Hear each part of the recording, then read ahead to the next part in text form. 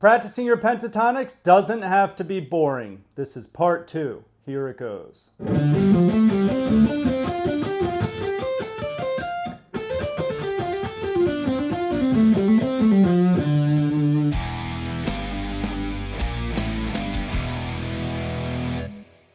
Hey guitarists, this is Mike from Guitar Essentials, and in this lesson I'm going to show you why practicing pentatonics doesn't have to be boring. This is part 2. Now before we get started, if you haven't subscribed yet, please hit that subscribe button, and also if you want free pentatonic sheets, go to the link down below in the description.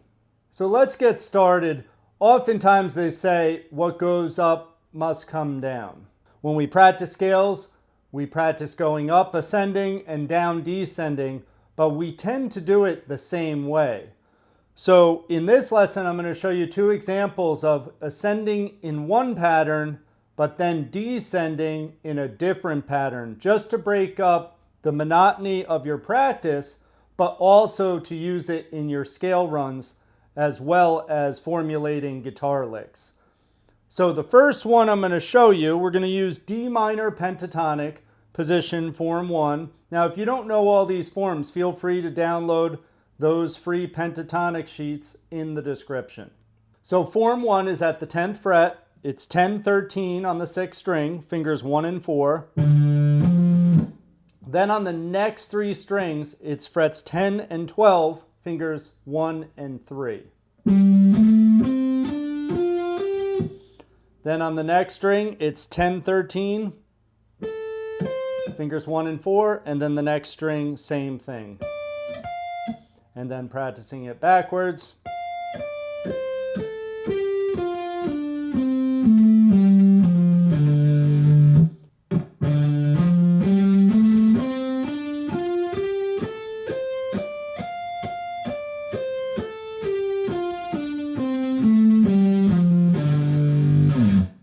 So let me start off by playing the patterns.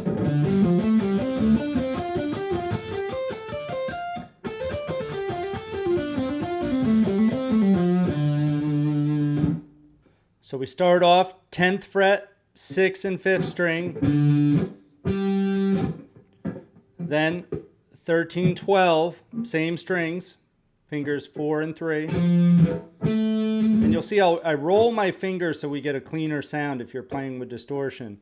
Then 10th fret on the 5th and 4th string, first finger. 12th fret, same strings. 10th fret on the next 2 string sets, 4th and 3rd. Then 12th fret, 3rd finger. 10th fret. And then 12 and 13, fingers 3 and 4.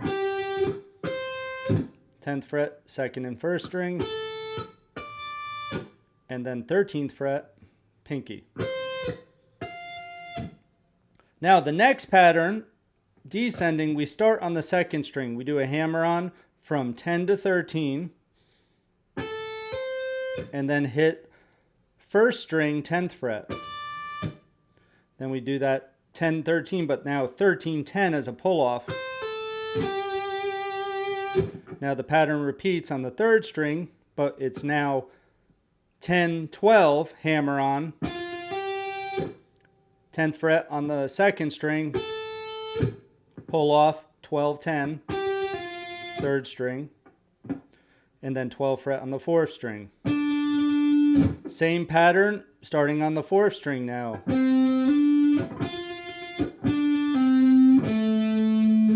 And then same pattern, it's going to change on the 6th string though. 13th fret. Now the whole thing up close.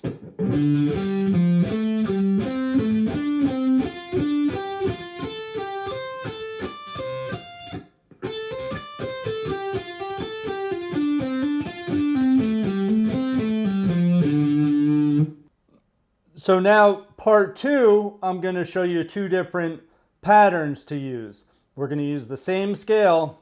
We're going to go up with what I call groups of 3 and come down with groups of 4s. It sounds like this.